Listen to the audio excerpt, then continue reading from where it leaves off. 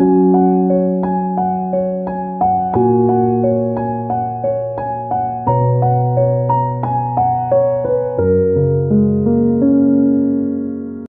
to the Deep Dive. This week, we wanted to take a moment, a necessary pause, really, to sit with a message that I think resonated so deeply with a lot of us. It was that profound reflection shared by our pastor that just spoke directly to that universal human experience, the confusion, the frustration we feel when the path we're on doesn't seem to follow the map we had in our heads. And it wasn't just, a comforting message, which is often what we're looking for. It was also a powerful challenge. Right. It demanded a shift in how we see things. A pastor really acknowledged how hard it is, the pain that's involved in those unexpected detours, and then guided us to a completely different way of thinking about how we maintain our faith. When the way God leads us feels, confusing or just unnecessarily difficult. Exactly. We're invited to stop asking why this path and to start asking who is the guide. And that distinction, that's everything, isn't it? Our mission today is to really unpack the core insights from that reflection. We want to find those moments of deep realization that the pastor highlighted, focusing not just on the theology, but on the practical, real-life applications. The things that help us actually make that shift. Yes. How to move from that instinctive place of, complaint and confusion to a place of gratitude and trust, even when the dust hasn't settled yet. And the message did this by connecting a very modern analogy, the GPS we all use, with the ancient raw struggle of the psalmist in Psalm 43. It was brilliant. It really was. It showed us that God's intention in our detours isn't to punish us. It's strategic. And it's deeply relational. We have to get comfortable with the idea that the long way is often the only safe way. Okay, let's start there then, with that first major point, which began with that wonderfully grounded anecdote about his reliance on technology. Right, the GPS. As we heard, because of all the demands of ministry visiting, hospitals, homes, new people, the pastor relies so heavily on his phone's navigation, he described it as an absolute lifeline. And that just speaks to our modern need for certainty, doesn't it? For efficiency. You're in unfamiliar territory, you need that voice, that map. The system promises the quickest route from A to B. And we just trust it. But this is where the insight really started to bloom. He mentioned that the map app, without him even realizing it, keeps this detailed report of every journey, a driving history. Which I don't think most of us ever look at. No, he said he rarely does. But recently he did review it, and he saw this undeniably strange pattern. Routes that looked simple and straight on the map. Ones he thought he should have been on. Exactly. They were actually recorded as these significant detours, steering him onto side roads, through neighborhoods, taking way longer than seemed necessary. It's that moment of wonder, but it's mixed with judgment, right? You look at that data, and it just screams inefficiency. Your first thought is, the GPS is broken. Yeah, it's malfunctioning, sending me the long way around for no reason. And that is such a perfect metaphor for how we see our lives when we're in the middle of a struggle. We look at the map we drew up for ourselves, and it feels like God is just choosing the worst possible route. We just complain about the inefficiency. I wasted time. I drove extra miles. But the crucial insight, the moment that turned the complaint into clarity, came when he reviewed the path in reverse. This is the key. He looked back at the actual route he drove, and then he thought about the specifics of that day. And suddenly, the unseen hand of guidance becomes visible. The detours weren't random at all. No, they were strategic. They were navigated that way because the GPS had already detected unseen roadblocks. The map showed a clear path, but the reality on the ground was impassable. And he gave those two really powerful examples. In one case, if he'd taken that straight route, he would have run right into a huge accident scene. A multi-car pileup. That quick route would have become a parking lot for hours. An endless delay. And in another case, there was a major construction zone. Right, where the path was just completely blocked off. He wouldn't have just been delayed. He would have been stuck, forced to turn around in a dangerous spot. And he was completely unaware of those things as he was driving. It's only after the fact, looking back, that he could understand why the guidance led him that specific way. And the complaint it vanishes. It's replaced by this profound, humbling gratitude. And that, as the pastor put it so beautifully, is the direct parallel to our walk of faith. We're always asking God, why are you taking me the long way? I can see a quicker, simpler route right there. Because our perspective is so limited. We only see the immediate pain and the delay. We don't see the spiritual accident scene just around the corner that God is steering us away from. It makes you think maybe that job loss wasn't a punishment. Maybe it was a redirection away from a toxic place that would have just destroyed you spiritually. Or a delay in a relationship was actually protection from a situation you weren't ready for. The slow route was actually the fastest way to get to your destination safely and whole. So when we're frustrated, the question we should train ourselves to ask is not, why are you doing this to me? Right, but what unseen obstacle are you protecting me from? That simple shift. Yeah. It changes everything. But, that intellectual understanding is always easier than the emotional reality of it. Oh, always. The moment we step back into the messiness of life, the frustration comes right back. As the pastor shared, we all run into things we just can't understand. The universal frustration. You see good people, honest people, just struggling with worry and disappointment over their kids or dealing with things that seem just utterly unfair. And to ground that feeling, he shared his own very recent, very specific test, the flat tire incident. I remember hearing this. He was driving in that awful weather, wind and rain from a hurricane. Yeah. And the flat tire warning light comes on. The inconvenience of it is just so relatable. Pulling over in a storm, trying to find a repair shop that's even open, and then having to cancel and apologize for appointments. It's a cascade of chaos that just ruins your whole day. And then the diagnosis makes it worse. It wasn't just a simple nail you could patch in 20 minutes. No, it was shattered glass in the tire's sidewall. Which means the tire is done. It needs a full replacement, a perfectly good piece of equipment just gone. And even though he knew it was an ordinary event, he was honest enough to admit his immediate internal reaction was that familiar spiral. Why me? Why today? Why this? Right. That self-pitying reaction we all have when our plans get disrupted, even on a small scale. And that reaction, that urge to complain, connects us directly to Psalm 3. Yeah. But, we have to pause and recognize the huge difference in scale. Absolutely. The psalmist was dealing with immense suffering. He was being oppressed by enemies, dealing with deceitful and wicked people.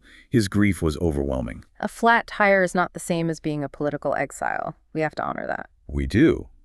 But the spiritual connection, the bridge, is that feeling of being wronged, of being distressed. That feeling is universal. If we feel so shaken over a minor setback, we can begin to imagine the pain when a whole life plan is shattered. So the text gives us permission to be honest about that frustration, no matter the scale. Yes. The psalmist goes before God with raw, unfiltered emotion. He starts with the reality of his chaos, not with polished spiritual answers. And we could do the same. Now, this is where the sermon pivoted into something really radical. It's a challenging shift. Because when we face chaos, our first question is always, God, why is this happening? We're focused on the situation. But the psalmist, in verse 1 of Psalm 43, does something completely different. He prays, God, judge me and defend me. He doesn't ask for the enemy to disappear first. He asks for his position to be fixed. And that word judge, it's the absolute key. The pastor spent some necessary time on this because in English, judge sounds like condemnation. Like a guilty verdict. Exactly. But that's not what it means here. In its original context, it means to establish in the right relationship, or even more, to place in the proper position. So he's saying, God, before you change anything around me, reaffirm who I am to you, settle my identity in our relationship. Yes. He wants to fix his identity before asking for a change in circumstances. He needs to know his foundation is solid, even if there's an earthquake happening all around him. This has such a practical application, especially at work. You think about an unfair evaluation from your boss or your efforts going completely unacknowledged. Oh, for sure. The typical trap is to let that situation define your worth. You start asking, am I any good at this? Why am I being treated this way? And your self-esteem just becomes so shaky because it's tied to an external situation that's always changing. But the sermon's challenge is to reject that, to refuse to define our value by the situation. Our identity is in our relationship, not our results. If we're rooted in God, if we've been judged, placed in that right relationship, then we're stable no matter what the outward chaos looks like. Your stability comes from whose you are, not what you accomplish. What's so honest, though, is the paradox that comes right after this. In the very next verse, he declares total reliance. You are my fortress, my strength, my refuge. And then, in the same breath, he asks, why have you abandoned me? It's a shocking collision of absolute trust and devastating doubt, and it just forces us to rethink what faith even is. Right. We think faith means being unshakable. But the message clarified that faith isn't the absence of shaking. No, That faith is clinging to God while shaking. That's it. It's continuing to look toward him, even if you're stumbling, even if you're crying out, but you just don't truly walk away. And that feeling of abandonment, it's not about eternal rejection.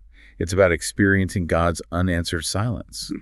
He feels distant because God isn't giving him the immediate answers he's desperate for. And the pastor pointed out that only someone who still has hope even bothers to ask, why are you silent? That's such a good point. If you'd truly given up, you wouldn't waste your breath asking. The question itself shows you're still attached to the guide. You're still in the relationship, even if it's painful. And the deeper assurance there is that God doesn't let us drift away permanently. He holds us fast, even when we falter. So with his identity rooted, the psalmist then moves on to his specific request. Yes, in verse 3. And he doesn't ask for comfort or for the enemy to go away. He asks for guidance to get back to God. Send out your light and your truth. Let them lead me. And we need to break those two down. Light is God's presence, his wisdom. It's the spiritual compass that lights up the very next step on our path. It's the lamp for our feet. It shows us where to walk right now. And truth, that's God's unchanging character, his reliability. It's the assurance that he will never deceive us or abandon us. So the light gives us direction, and the truth gives us safety. If the guide is truth itself, then even the most confusing detours are ultimately trustworthy. But the most profound insight for me in this whole message was the deep dive into that word for lead. Oh, yes. It just dismantles so many harmful ideas about God we grew up with. It's such a gentle, tender word. The first meaning is to gently guide and accompany. He's walking with us. Right. Not shouting directions from afar. The second meaning is to walk hand in hand, leading carefully so we do not get lost, like a parent holding a child's hand. And the third, most tenderly, is to care for the entire life and soul. He's not just focused on the destination, he's focused on our condition when we get there. And this just completely challenges that old, harmful image of God dragging people toward his will. The pastor shared that image of someone roughly pulling a child's arm, forcing them to go where they don't want to. That's coercion, not guidance. And we've all heard those testimonies, right? Yeah. I resisted God's call, so my business failed, and I had to submit. The implication is that God punished them into obedience. It's a terrifying idea. It is. And it's wrong. The sermon made it so clear. God is not a violent or coercive leader. He leads us gently, considering our personality, our capacity for pain, our whole being. He protects us from breaking ourselves. He doesn't break us to achieve his goal. Exactly. Surrender isn't accepting violence. It's acknowledging that the gentle guide knows the terrain better than we do. Which brings us to the culmination of this whole journey, the declaration of joy in verse 4. And this is so crucial. His circumstances haven't changed at all. The enemies are still there. The injustice persists. But he makes this defiant declaration, I will go to God's altar, to God who is my greatest joy. It's an act of will. I will Yeah. go to joy. And the basis for this joy is what's so moving. It's not based on his performance. No. It's based on the fact that God first delights in him. God makes us joyful because he is already joyful about us. We get that so backwards. We think we have to earn God's favor, that he's joyful with us because we serve or achieve something. But the truth the pastor shared is so much simpler and more profound. We are God's joy simply by existing. Our worth is in our being, not our doing. So even if we're struggling, even if we feel like we're failing, our very existence is a delight to God. And when you know that, the flat tire, the bad evaluation, they lose their power to trust you. Your value is intrinsic. The joy flows from that relational truth. The environment is still dark, but he says, I will go forth anyway. He praises not because the problem is solved, but because his core identity is secure. He is delighted in by God. And finally, that brings us to the core message of persistence in the last verse. It acknowledges the struggle is real. The feeling of being downcast is still there. But the definitive conscious decision is made. I will praise again. Again and yet again. That's the operational definition of faith, isn't it? It is. It anticipates the fall. It knows we'll get discouraged. But the instruction is to resolve to act, to stand back up. We might feel just as down tomorrow, but the principle remains. We get up and we go again, because we are God's delight. So, to just recap this deep dive, we're all walking on paths that aren't on any map. We're frustrated by the detours and the delays. And in those moments, we're so tempted to focus on the broken plan and ask, why the long way? But the profound application here is that the right response isn't to seek the path, but to seek the guide. The prayer for light and truth is really a confession. I will not seek the way, I will seek God. We stop trying to figure out the whole map, and we turn our attention to the map maker, the one who holds our hand. And that's the final assurance, isn't it? God knows where we're going. And the whole journey, even the detours, is part of his plan, guided by his gentle hand and unwavering love. We will understand why in time, looking back. Just like the pastor with the GPS history.